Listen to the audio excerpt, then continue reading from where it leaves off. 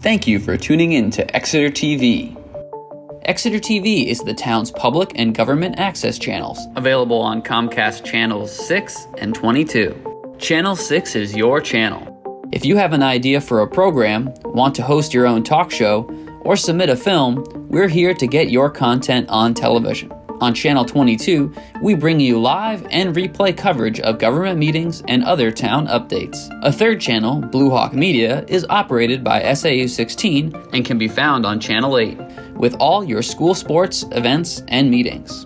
You can watch Exeter TV online at exeternh.tv, Apple TV, and on Roku. Find us on social media for extra content. Subscribe to our YouTube channel and hit the bell to get notified about live streams and new content. Tune in to our platforms every other Friday to watch the Exeter Bi-Weekly Report, with recaps of recent events, updates from town departments, and messages from nonprofits in your area. If you head to our website, exeternh.tv, we invite you to sign up to our newsletter to receive monthly updates about new content, upcoming meetings, and more. We'd like to thank you for taking the time to watch Exeter TV and hope that you tune in to our other content as well.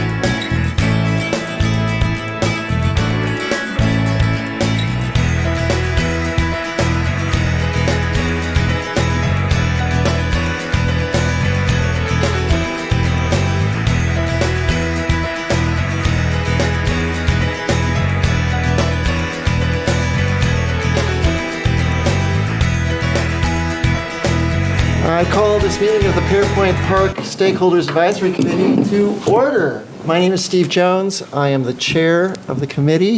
If I might ask for all of us who might have problems remembering names, pointing your fingers. We can start at any end. Dave, who are you? I forgot my name. Yeah. Dave Short. Dave Short. Keith Whitehouse. Ann Hohenberger. Steve Jones. Judy Rowan. Mary Teagle. And Judy, I think this is for you. Bill Campbell. Bill. And we have a new player for those who don't know. Greg Beeson, Parks and Rec Director. Oh, good. Yes. Welcome. Yes, welcome here. Dave Sharples, town planner.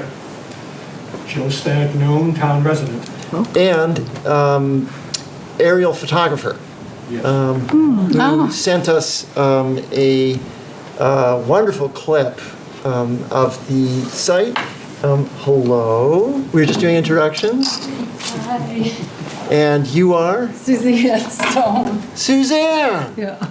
In person. Welcome. Thank you. Thank you so much for coming. Joe, I was just pointing out, you sent Dave, who sent me a video, an aerial video with drone footage of the park. And I will submit that for next month's packet. And then we can look at it again. It's pretty cool. Those are the introductions. Public comment. This is a standing member of the agenda. My item on the agenda. Is there anyone who has any public comment before we get started? We have a tight agenda, I might say. Okay. Approval of the... Point of order question. Yes. And it seems appropriate to bring it up now. And that's the creation of the agenda.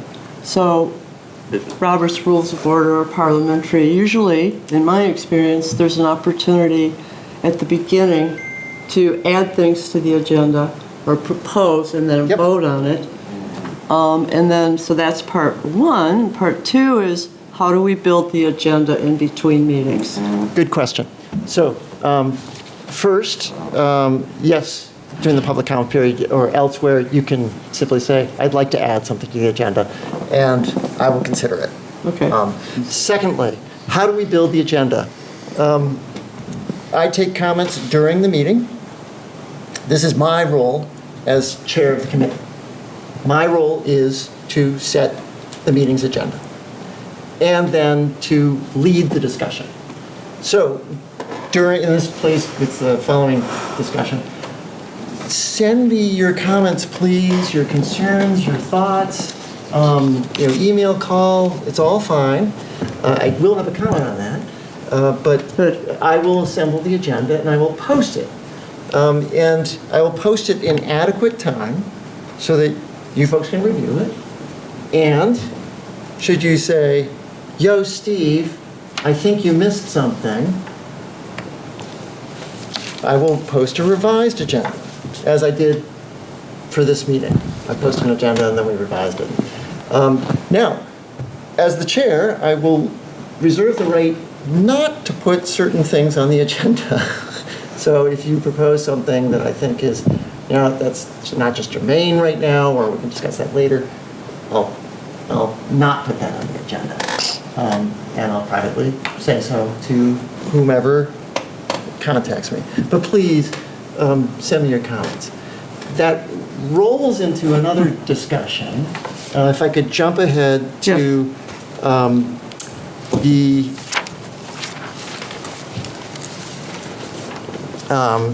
two things from your handout, your volunteer handout. The board committee commission guidelines summary regarding 91A. And a flow sheet for the New Hampshire Municipal Association regarding the same law. Did you get your copy of that? Yes, there's a packet. Did you get your copy of your volunteer? Okay. No, So I haven't. Pam McElroy has for you a packet, and these two handouts are in that packet. Okay. So- Tell me again who has the packet? Yes, please. Pam McElroy? All right, no, I didn't get it. Board Committee Commission Guidelines Summary. Is that right? Yes, in accordance with 91A. And let me just read item 2, which is email and other forms of non-public communication. It doesn't matter whether you text, whether you talk, whether you call, may only be used between members for scheduling purposes. This is the board recommendation. Meeting topics, discussion, and/or voting is prohibited outside of a legally posted meeting. Members must avoid sequential communications via email, except for setting the agenda and scheduling a meeting. Okay. So now I point out that this flow sheet has something that's inconsistent with this guideline. The flow sheet says, has a quorum been convened? If not, you get the two of you and you're communicating. Are there sequential communications? And you're running back and forth by email. And Dave, you're nodding your head. And this is the point where the New Hampshire Municipal Association says, it's okay. And the board says, no, it's not. So the line that I'm going to take is to protect us all. There is no fun to be had in a lawsuit where your cell phone or your personal computer is gathered in evidence, temporarily even, for texts, emails, phone communications, other stuff. Let's just not go there. There's nothing so important that can't wait until the next meeting. Yeah. So I agree. And on this flow chart, what would you change so that it's more clear? Oh, on the flow chart, are there any sequential communications involving, in the aggregate, a quorum or the body? I would say yes or no, just don't do it. Oh, so in other words, eliminate the yes Yes. and put the arrow back. No, it's eliminate the no. I'm sorry. It's confusing. Yeah, so if just this is contradictory, we should check it or change it so it conforms with the, Dave? You might speak to this? Hand me that mic. Thanks. I mean, I Yeah, I can speak to understand this. the 3-page. 91A is all about a quorum. Yeah. And to violate it, you need a quorum to talk about a subject under your jurisdiction outside of a public meeting. Yeah. So two people can, Keith could talk to Dave all day and Mary could talk to Judy all day. Yeah. And not violate 91A. The town's position, which I think is yours too, is like, okay, if Judy talks to Keith, then all of a sudden, boom, now you have a quorum, because Judy talked to Mary, Keith talked to Dave, and now Judy talked to Keith, that's 4. So avoid it altogether. So they're both right. NHMA is right. You don't violate the 91A unless you have a quorum. So 2 of you are free to talk, 2 or 3 or less than a quorum is free to talk of whatever they want. But it's not good practice because once you talk to someone else about the same subject matter, it becomes that consequential. So we like the boards to avoid it. Does that? Yeah, it makes sense. And Makes sense. As the chair, I'll do as I did as a doctor. I'll listen to anybody, but I'm not going to say a thing. So there's no threat to the 91A through communication to me. Makes sense. Yeah. So I understand what you said in the text document. Where you lost me is on the flow chart. What's wrong about it so I can amend it?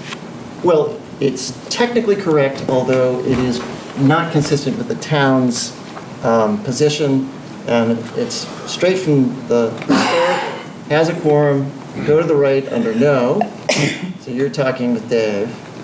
Are there sequential communications involving an aggregated quorum? You don't know that Dave talks to Ann, who then talks to Judy, who then talks to Keith, and suddenly there's a quorum. So what's wrong about this then is the potential for a communication to go on down telephone game. Yeah, exactly. So it's the word sequential. In other respects, it's correct? That's correct. Okay, thank you. So with that, was there any other thing before I run to the approval of the minutes? All right, the minutes.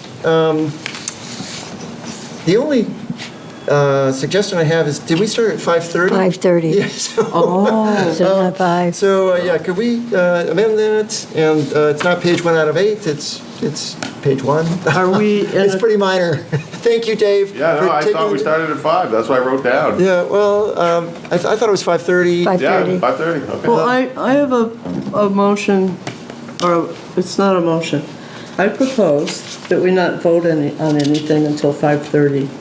If it was posted on the site as 5:30 or 5? Today's meeting was posted at 5 o'clock. Okay, so we're cricket. Yes. So, Okay. yeah. I withdraw my This proposal. is last meeting, and the Okay. last meeting started at 5:30, as I recall. So Dave, thank you very much for being our clerk. Wait to see what I put out Well, before you thank me. you're nonetheless playing a role, and I appreciate you putting your shoulder to the wheel. Are there any other changes to the minutes? Okay. With that, I'll make a motion that they be approved as submitted. would anyone like to second? Second. All in favor, say Aye. Aye. All opposed, say nay. So moved. Thank you, Bill. Okay. Our mission, just to review this from the packet. Number 2, the first was to elect a board chair, vice chair, that's Mary Cagle, and a clerk. I That's saw Dave that, Short. yep. Yeah, we did that. Yeah, I last saw meeting. that, Yeah, okay. So our mission is to work with the town planner, Parks and Rec director, Rec Advisory Board representative, Heritage Commission representative, Historic District Commission representative, and Select Board rep. Nico regrets he can't make it today, as does Jennifer Martell, board member, and Devin as well. And our job is to review the map and specs of the property, including all inspections, and determine all permits that may be required to move forward with a park. I submit to you that's our job, starting today, first order of business. And I hope it'll be pretty quick. And then, number 3, develop a formal public survey. So this is not for today. Excuse me, I might have the wrong agenda. I feel like I'm an umpire or something. As item 2, I have review, as we just did, the open meeting law. And then number 3, I have committee room and seating layout, and I'm missing, So you're missing the reposted agenda, perhaps? I have the updated and reposted as Yep. of So number 4, 7:15. I jumped to number 4, we did number 2, and we'll do number 3 next. Okay, and review committee charge equals mission. This is the committee charge. Okay. Right here. Okay, right, I've got that. I just missed the word mission on the agenda. Well, it's actually our I'm mission back on statement. track. Yeah, okay. So number 3 on that is develop a formal public survey for community members to offer public input on park ideas or concepts. That's not today. And then in the future, present multiple design concepts and cost options for the select board, for public meetings, all proposals, yada, yada, yada. So it's basically a 3-phase job. Go over what we've got for surveys and assessments. Find out, to move forward with the park, what permits are required. That's the first step. And then public survey and public input, and then design concepts. Yes, David? Would it make more sense to first develop a conceptual of the park, or a couple, and then solicit public comment upon those conceptuals? Actually, I believe it would. It seems like it'd be a much more focused Yeah, approach. It would be a much more focused approach to give the public a couple of options. Yeah. However, we do have a charge to provide public input, so we'll get everything, but, They would get that. yeah. Yes, yeah, I believe it would. We don't have to decide that now. Okay, I'm just thinking we Yeah. might want to amend that a little bit. Sounds good to me. Okay. Any other comments? How will we get public comment on something that they haven't seen? Well, we can have a public comment period where people are allowed to tour the site. So during this period, from 5 to 6, Thursday and next Tuesday, for example, this is just made up, we could have a public tour of the site, and then we could have a public comment period. Is it safe for the public to be in that space? That's a good question, and I think later today, when Keith takes us on a tour of the site, we can determine that. Okay. Okay. Yeah. So that is our charge. And that's what I want to do today, is review the ardent environmental assessment. Yep, I'm getting there. And the 3 surveys. So that's what I want to do today. I do have one other point, which is the committee room seating layout. So I do have a point on, to follow up to what Dave said. We have a big task ahead of us. It's going to get more detailed as we go along. It'll branch out. And I like to work with like a time frame that matches, not a schedule, not a strict schedule, but a timeline, like a flow chart of what we have to accomplish before we move on to the next step. And each one of those steps is going to have sub-steps. And we only meet once a month, and there's a lot of material to digest. And I would propose that maybe 2 of us sit down and make a draft timeline and then present it to the group at the next meeting. well, that sounds like a wonderful idea. Yeah. And That would match the mission statement. yeah, I'd be happy to do that in my role as the chair, because I don't have the expertise that you folks have. I am not a gardener. I am not a landscaper. I am no expert on parks. I am a Class A servant. But I have a boo-boo. yeah, exactly. I'm a very good doctor. But I don't have that expertise, so I'm happy to sit down. Yeah, with I you. betray my planning and architecture experience. This is what's coming out. So, is there any discussion of that proposal to have us map out a timeline in broad general terms? It's a great idea. Yeah. That would be presented to the group. Okay. Do I hear a motion? Steve and Mary to work on a broad general timeline of a So checklist. moved. Yeah. Second. All in favor, say aye. Aye. All opposed? Yeah. Okay. Okay. So, Mary and Steve to develop a general timeline or checklist to present at next meeting. Yeah, excellent. Okay, thanks. Bill did the move and Jude did the second. Yeah. Okay. All right, so So it include like draft conceptual plan, okay. I spent personally 4 or 5 hours going through this, plus the 2011 plat of land, plus the 2020 existing conditions plan, plus the last year's 2023 site plan.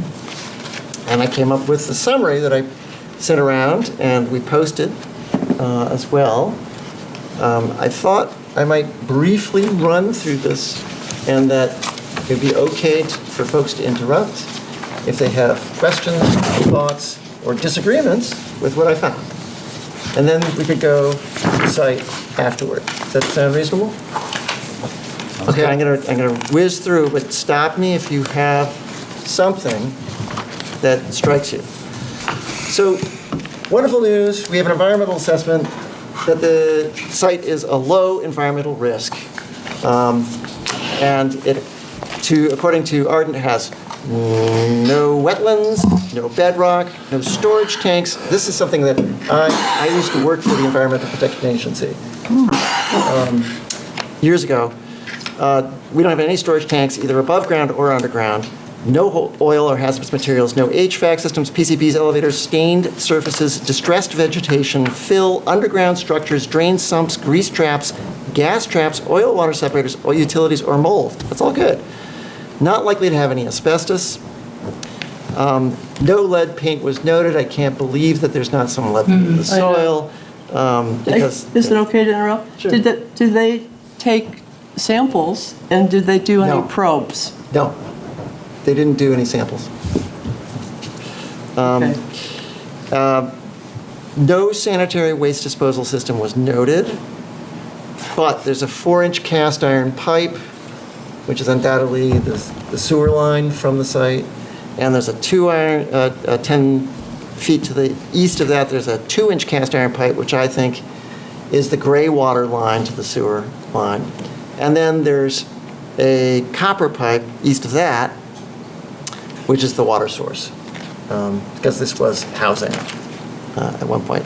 No pit toilets are mentioned. Keep an eye out for that, but that's a good thing. Solid waste, there's a little bit of refuse noted on the site and in your video, but we'll go see. Potable water supply, yes, I mentioned the 1-inch copper pipe. There's a gas line that just nicks the property. My suggestion is that we don't touch that. It goes to Cornicello. Abutters with permits to use, store, and generate oil or hazardous materials. Essentially, it's all old stuff. Nobody's active. The chocolatier has one, and they're making chocolate, but they're not making hazardous materials.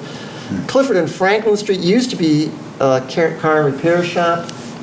It's now a parking lot, and there's nothing new uncovered there. 20 Franklin Street has been redeveloped and is now business condos. 12 Water Street, which is the Gilman Garrison House, is now a museum. There's nothing going on there. 36. The most interesting thing is 36 Water Street, the old Gulf, Water Street Gulf station, which in December 1986 had a leaking underground storage tank, and that was remediated. The state was involved. The state did sampling from September 1994 to January 1996, so a year and a half, and they closed the case. Excuse me, was it remediated in place, or was the soil removed? Soil was removed. Okay, Yes. thanks. Yeah.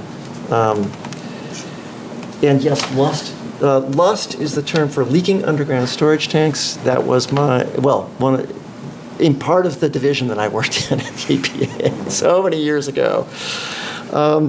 So I'm going to jump to what do we got? We got, I can't believe a 1/14 of an acre has 4 parcels associated with it, but it's 4 parcels. Sort of an east and a west that I don't know if they've been merged, but per the 2011 plat of land, it was to be recorded.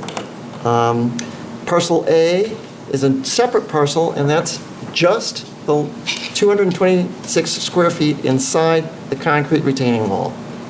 And parcel B is a strip of land, 6 feet by 60 feet along Cornicello. We have 53.25 feet approximately of river frontage. We have 55.2 feet of street frontage. We have a shared property line, both with Cornicello and the Chocolatier, with alleyways benefiting both parcels. That's written into the deeds.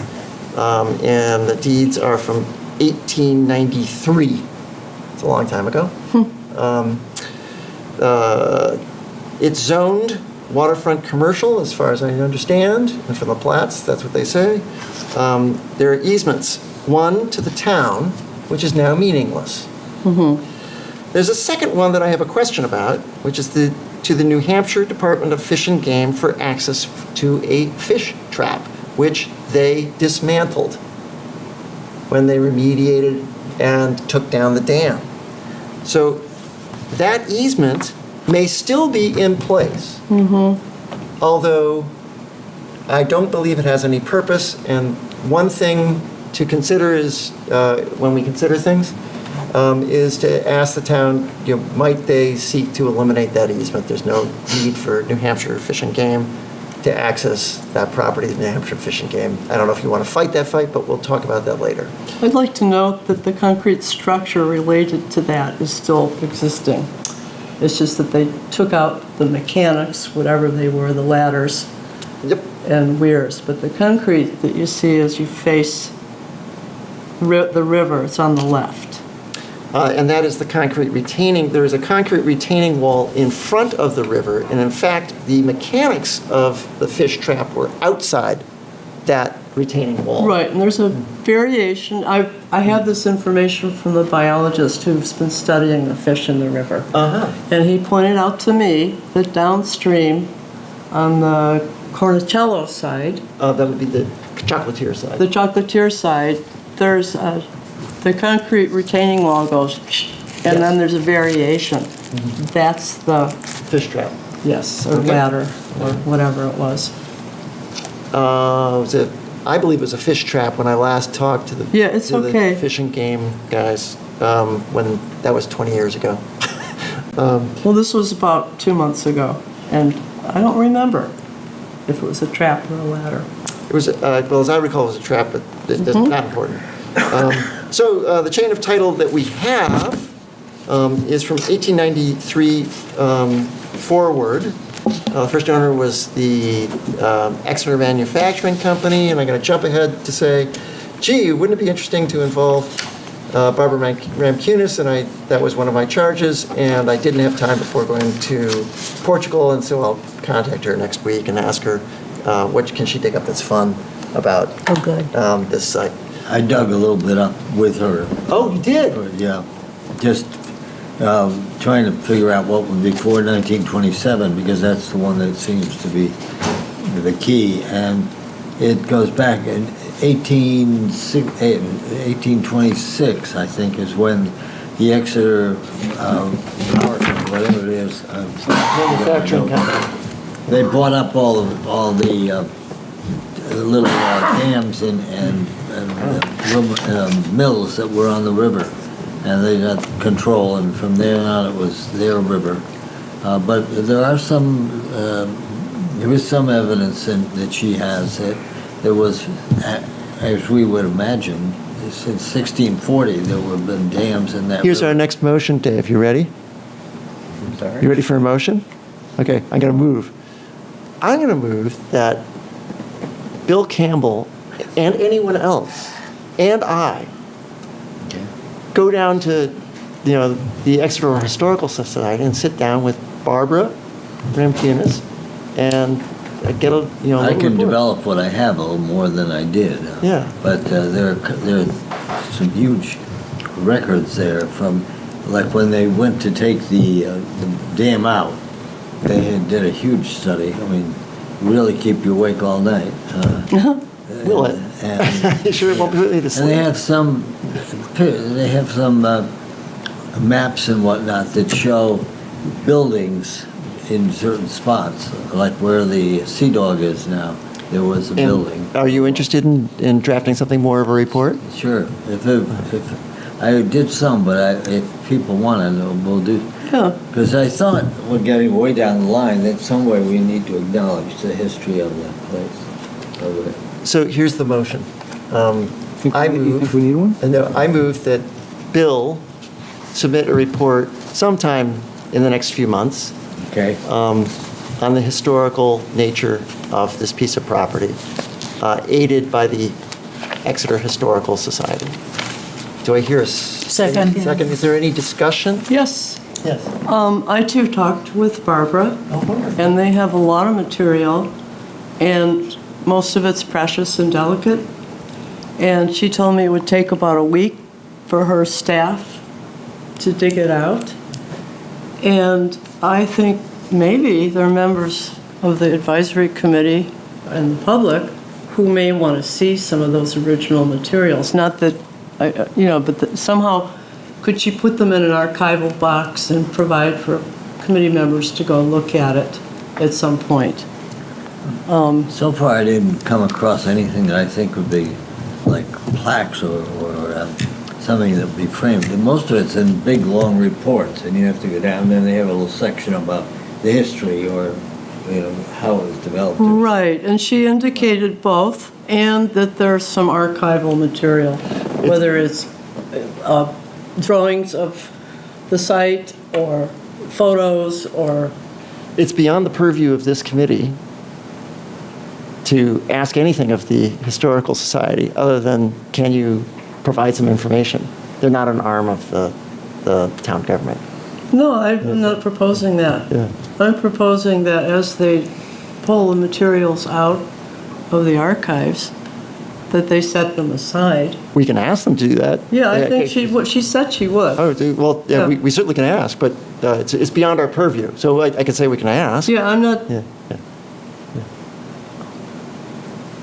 I'm proposing that this committee ask Bill to have them make it available for us to look at under the proper conditions. Yeah, that sounds fine. So that we're not all going down there one by one. Yeah.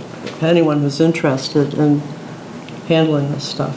There are little pieces all over, that's all. It's That's not, what, here's the history of the river from 1850 to Yeah. 18 something. I'll get something. so that's my bit of discussion. Done. Okay, so the proposal is that, motion is that Bill prepare a report on the historical nature of the property with the assistance of Barbara Ramkunis and staff. And I heard a second, did I hear? Judy, did you Yep. second? Thank you. All in favor? Aye. Aye. All opposed? All right, so passed.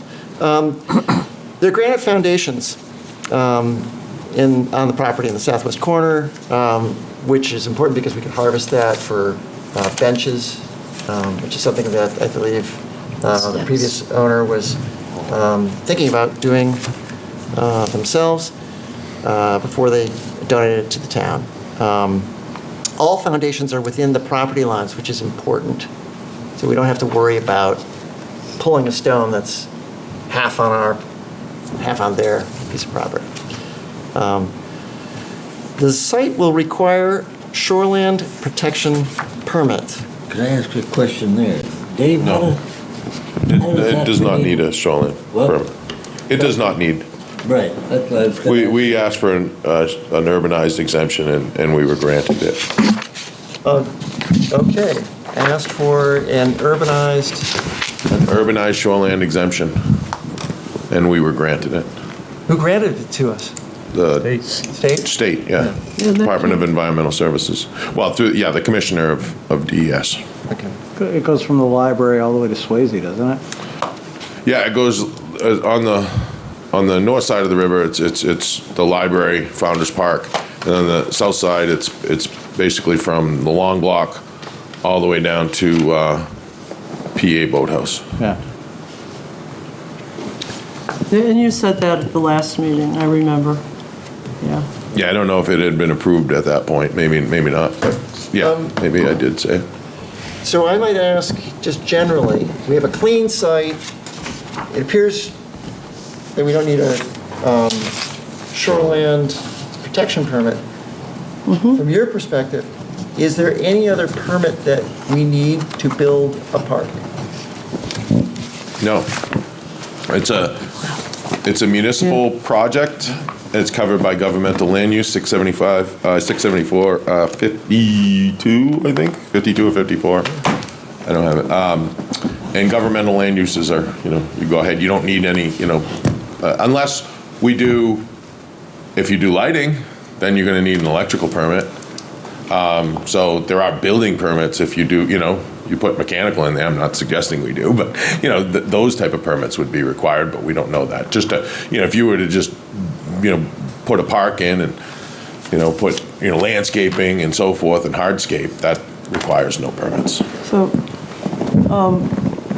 since this is where I wear my hat, land use planning, and although I'm retired, are you saying we don't need a land use permit, but we might need a building permit for electrical, and and you said hardscape, and this is what caught my ear. I believe we have to be ADA compliant, and that's not necessarily a building permit, but we may build some structures, and would those need building permits? Well, it Like if depends. we I built don't know what structures you're talking about. Let's I'd have just to say, see for the. example, Storage shed. someone says a storage shed, Yeah, maybe a rain shelter. It would be up to the signage. building inspector, to the code enforcement officer, Doug Eastman, Mm-hmm. to determine if we needed a building permit or not. Because I can tell you, like, if someone calls, a resident's call, I think it's 120 square foot or less shed does not need a permit. Mm-hmm. So I think that would apply to a municipality as well. So I guess it would depend on the structure, and you just go and show it to Doug and see if he needed one. I mean, I don't think it would be a big hurdle. I mean, he's, you know. Basically, we need to readdress this question when we get a plan. Yeah. Yeah. Yes. But we just made a big step today. Yes. Yes. I think that without further ado, Keith, would you guide us on a tour? And Greg, do you have the key? Before we go, Yeah. we haven't attended to the committee room and seating layout. Oh, yes, I meant to. I started getting going on that, and I got way late. Thank you very much.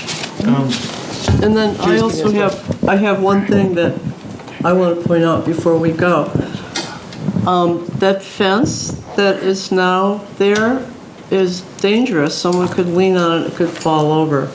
So I'd like to know if the town has a plan for a temporary safe fence. And we can look at that fence when we're there. That's what we're going to do. I know, but I want to know if, So we're going to take a look at it.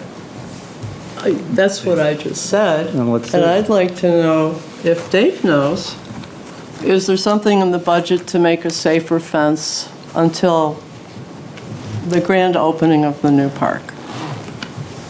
I'm not aware of a budget. I'd defer to Greg on that, because that would be like a park improvement fund. Okay. We do have funds in both the park improvement and the impact fees. But we should tread lightly to not expend it if we can't reuse the fence. Absolutely. As a member of the budget committee, Yeah. I would say you've got a lot else on Yeah. your plate. Instead, maybe we could put up some signs that say, danger, unsafe fence, but first we should look at it, right? And that fence was installed 30 years ago because the same fence contractor that came out and looked to give us quotes earlier was the guy that put it up. So they're still around, and but I think let's take little steps, because if anything, that should be removed and figured out something temporary. I appreciate that. I just want to go on record that I am concerned about the fence and public safety. And a good point, Jack, and thank you for bringing it up. Were there other matters to bring up before Keith takes us on a tour? So let's remove ourselves to... What's with the room layout? How is that? Oh, the room layout. I keep forgetting about the room layout. So Mary Tagle asked a good question, which was, do we have to meet here? And the last time we met, you weren't present. The opinion was that this committee is so large that we can't fit in other rooms available to the town.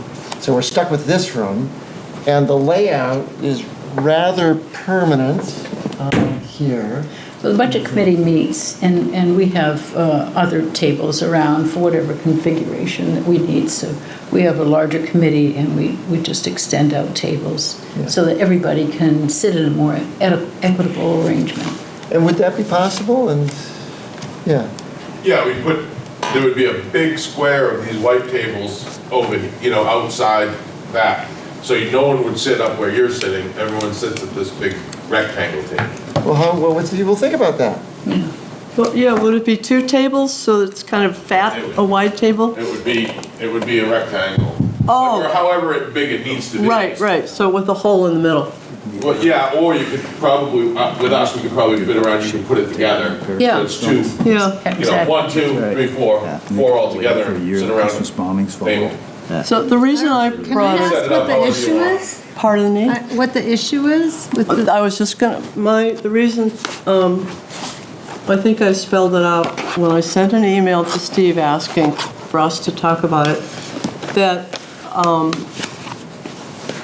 if we're where we can have a line of sight to each other and see our faces, that we will have better communication, and we have so much to discuss. And I think it's important that we're able to read each other's faces as well as hear what we say. And I think this is more like a Last Supper arrangement. Yeah, that was a wonderful. Yeah, with like an audience and a public set, like we had lots of members of the public come, then that we'd have to figure that out. But we've got so much nitty-gritty to do. I think that doing it in the round, so to speak, is going to be more productive because of communication. that answers my question, thanks. Well stated. Might I work with whoever? Yeah, I'll take that on. Okay. Your motion. Thanks. So, Nancy's here. Could we hear from her? oh, Nancy. Nancy, are you on Zoom? She was. I saw her on your computer. Nancy, are you on the Zoom? She was there. Oh, Nancy, did we lose you? Okay. We didn't want to lose you. Yeah, she was. Can you click on participants? Yeah. Click on that, the list should show up. Participants. I guess. Just click on it, and the list should show up on the right. Doesn't say. She's not in anymore. No. Oh, She okay. dropped Okay, on. so I withdraw that. So you made a video, a drone video? Yes, sir. And it's here? Well, He has it. I have it, and I just received it this afternoon. Okay. So So he came to the meeting, right? So, and how long is it? How long is it? I don't recall, I think it's under 3 minutes approximately. Can we see it? The purpose is, I work quite a bit with the town TV, so we're going to document the entire process from start to finish. Okay. So this would be one of the original appearance of the site for you folks, for construction that touches it. So that was I also noticed at your last meeting, some of the members have only been here for a few years, so I gave some of the original footage that I filmed for the company that removed the dam. So it has the dam in place and what the lot looked like back then. Great. Just to give you a reference. So is it available to see now? yes, I'll send it around to the. No, I mean like right here. No, not right now. Oh, it's not? It's not. I think it is. Well, so. Yeah, this would be Hold on, great wait, before we went to the wait, time site, out. don't you think? This was not posted. That's okay? Okay. And thanks for making it. The meeting was posted. The meeting was posted, but this was not posted No, in the but you packet. Yeah. can show this. Okay. So this is before the dam went down. And there's your ladder. And Yeah. there's the lot. Yeah. With a fence. Yes. Yeah, the poster's still there. This is a view from the dam, or of the dam, I should say, the impoundment of the dam.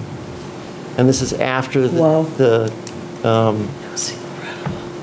removal of the dam. During the drought. Yep. Yep. After they remediated. Wow. What was the amount, the elevation drop? From Oh, the top of the something lot? like 6 feet. Something like Elevation that. drop from what to what? From the height of the dam, the impounded water, to what it is now. Oh, I got it.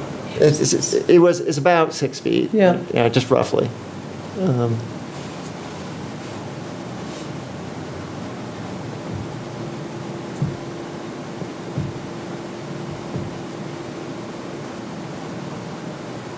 That little enclave is what biologists said is part of the old fish trap / ladder, whatever it is. Yeah. There's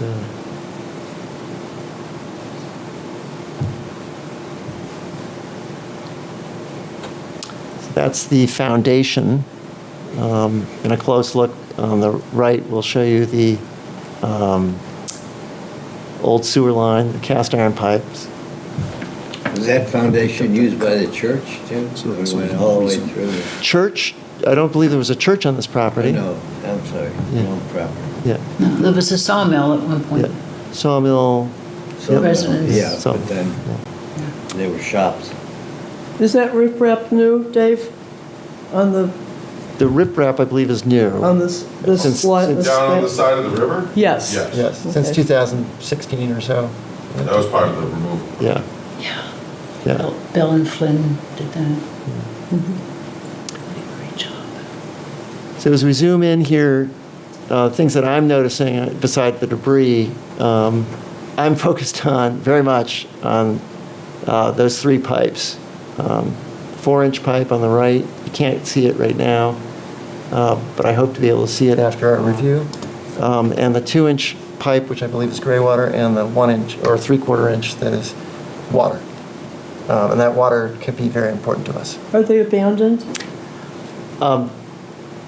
We don't know. We don't know. Yeah, okay. Yeah, there's a survey that has some information.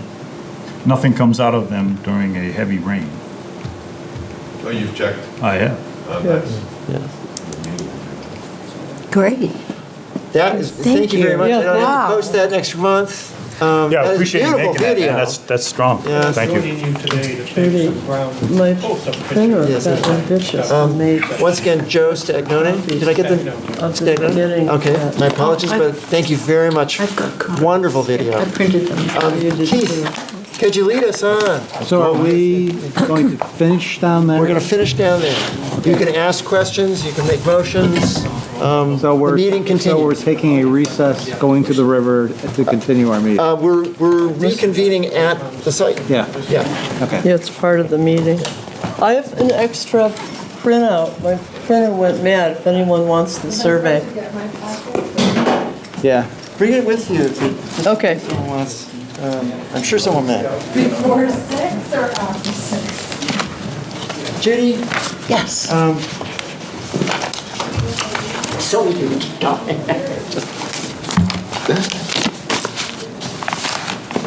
But yes, absolutely correct.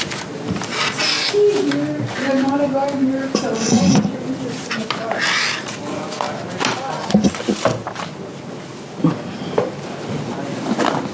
Thank you for tuning in to Exeter TV. Exeter TV is the town's public and government access channels, available on Comcast Channels 6 and 22. Channel 6 is your channel. If you have an idea for a program, want to host your own talk show, or submit a film, we're here to get your content on television.